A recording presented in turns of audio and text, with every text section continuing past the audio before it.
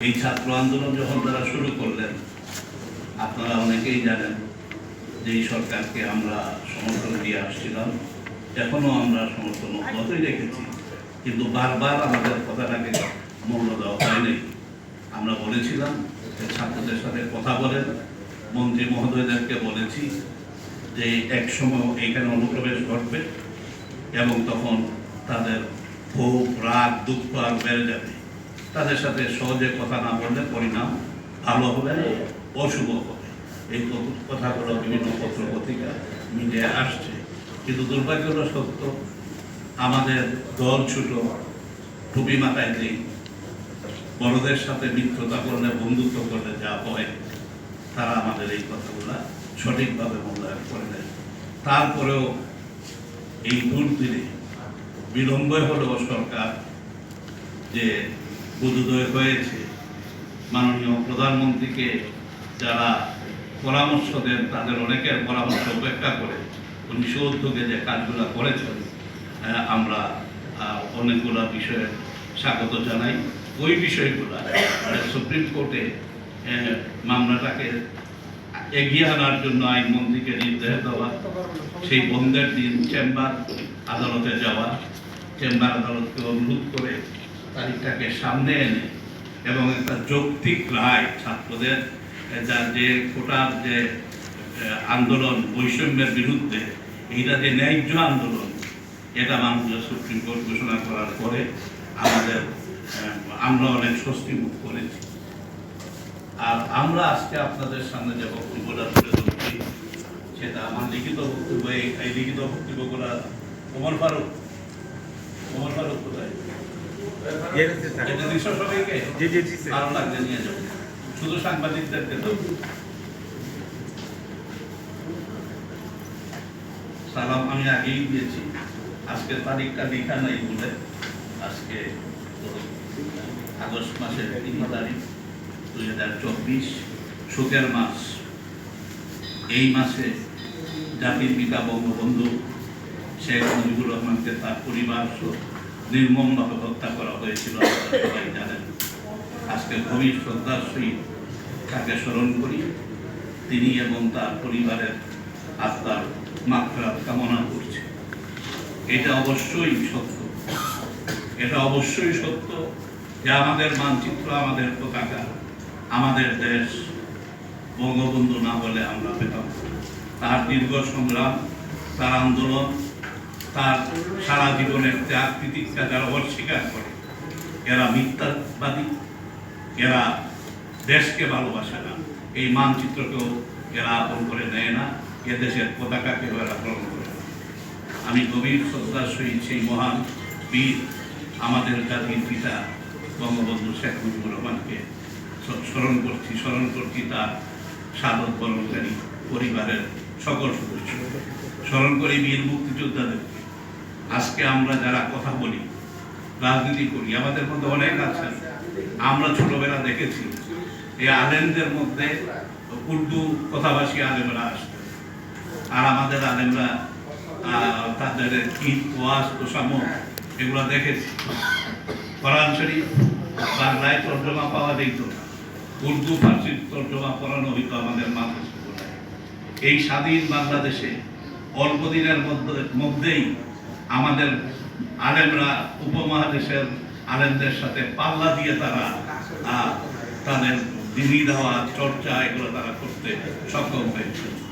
অল্প দিনে Islamic foundation করার পরে তিনি জীবিত ছিলেন না, অল্প কয়টা দিন, কিন্তু তার এই ইসলামিক ফাউন্ডেশনের যে প্রথম যে গঠনতন্ত্র তৈরি করা হলো, এই নির্দেশ অনুযায়ী ইসলামিক ফাউন্ডেশন এই এখন পর্যন্ত যত হাদিসের বিখ্যাত কিতাবগুলো আছে, এইটাকে সিয়াসত তার হাদিস যেগুলো বলা হয়, বুখারী শরীফ, মুসলিম শরীফ, তিরমিজি শরীফ, আবু দাউদ, এগুলা সব বাংলায় তর্জমা করা হয়েছে।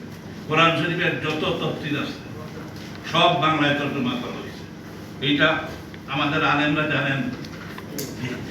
বৃক্ষরোপণ করলো, এই বৃক্ষ যদি অন্যরা পানিও দেয়, এটার যত ফল হবে, এটা যত মানুষ, পশু পাখি ছাড়াও উপকৃত হবে, তার সৎকারে দাঁড়িয়ে হিসাবে তার সবটুকু ওই প্রতিষ্ঠাতাই পান।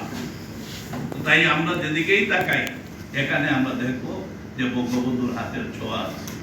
সাংবাদিক বন্ধুগণ, এটাও আপনারা জানেন, মাত্র 3.5 বছরের শাসনামলে তার পতনের জন্য কত মুখী ষড়যন্ত্র, কত আন্দোলন, কত হত্যাযজ্ঞ, আওয়ামী লীগের এমপিদেরকে বাড়িতে থাকতে না দেওয়া, কত বাম ডান উগ্রপন্থীরা এদেশে প্রতিষ্ঠা লাভ করলো, শেষ পর্যন্ত তারা বঙ্গবন্ধুর জীবন নিতে পারল।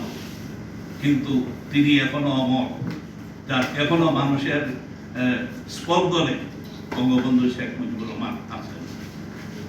আমার কথাটা একটু দীর্ঘ হয়ে গেছে, আমি লিখিত বক্তব্যটাই করি আপনাদের সামনে।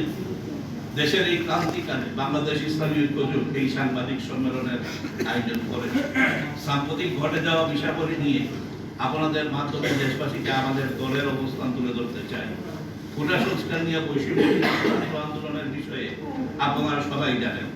ছাত্রদের এই ন্যায্য আন্দোলন বাংলাদেশ ইসলামী ঐক্যজোট দৃঢ় সমর্থন জানিয়ে আসছিল। অহিংস এই আন্দোলনকারীদের সঙ্গে আলোচনা করে বিষয়টি দ্রুত নিষ্পত্তি করার জন্য আমরা বারবার সরকারের নিকট দাবি জানিয়েছি। আমরা বলেছিলাম, ছাত্রদের সঙ্গে দ্রুত আলোচনা করে তাদের দাবি বাস্তবায়ন না করলে ষড়যন্ত্রকারীরা কোমলমতি ছাত্রদের আন্দোলনের অনুপ্রবেশ করে ধ্বংসাত্মক কার্যকলাপ চালাতে পারে। সরকারের সংস্থাগুলো বা সরকার এ কথাগুলো আমলে নেয়নি। জনসমর্থিত একটি ঐতিহাসিক আন্দোলনকে সহিংস আন্দোলনে পরিণত করে সমস্ত আন্দোলনকে রক্তাক্ত করে দেওয়া হলো।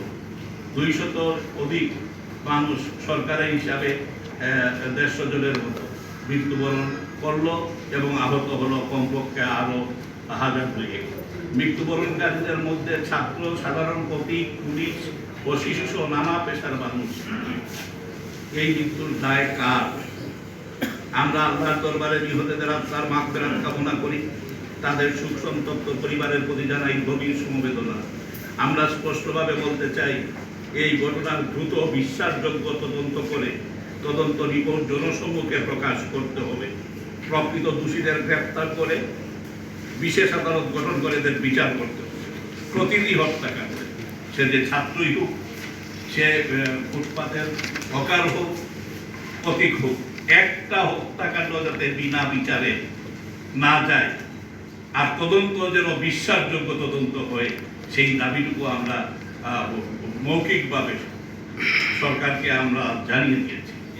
বন্ধুগণ, জামাত শিবিরের রাজনীতি দেশবাসীর জানা। ফ্যাসিস্ট এই রাজনৈতিক দলটি বিভিন্ন সময় সরকারের উপর প্রতিশোধ দিতে গিয়ে সব ধরনের হীন কর্মকাণ্ড করা তাদের অভ্যাস। এই জঘন্য কর্মকাণ্ডকে তারা একমত হিসাবে আখ্যায়িত করে। বাংলাদেশ ইসলামী ঐক্যজোট বিশ্বাস করে জ্বালাও, পোড়াও, হত্যাকাণ্ড সহ ধ্বংসাত্মক কাজের সঙ্গে আন্দোলনরত শিক্ষার্থীরা জড়িত নয়।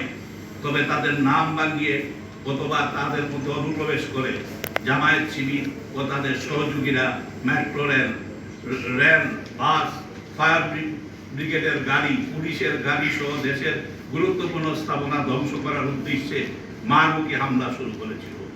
পুলিশ, বিজিবি সহ আইন শৃঙ্খলা বাহিনীর সদস্যদেরকে টার্গেট করে হত্যা করা শুরু করেছিল। দীর্ঘ কয়েক বছর ব্যাপী দেশব্যাপী ধ্বংসলীলা চালিয়ে সরকার পতনের যে নীল নকশা তারা তৈরি করেছিল, এবার ছাত্র আন্দোলনের উপর ভর করে তাদের নকশা বাস্তবায়নের শেষ মরণ কামড় শুরু করেছিল। সেনাবাহিনী সহ আইন শৃঙ্খলা বাহিনীর জানবাজি প্রতিরোধে ষড়যন্ত্রকারীরা ব্যর্থ হয়েছে। তবে কয়েক হাজার কোটি টাকার সম্পদ ধ্বংস করে বিশ্বব্যাপী দেশের ভাবমূর্তি বিনষ্ট করতে সমর্থ হয়েছে। সাংবাদিক বন্ধুগণ, আমরা নিজে ইসলামী রাজনীতির সঙ্গে জড়িত। জামাতে ইসলামী দাবি করে আসছে তারা আল্লাহর আইন বাস্তবায়নের জন্য সংগ্রাম চালিয়ে যাচ্ছে। এই কথার উপর তাদের বিরোধিতা কিভাবে বৈধ হতে পারে? তবে কেন আমরা বিরোধিতা করি? বন্ধুগণ, জামাতে ইসলামী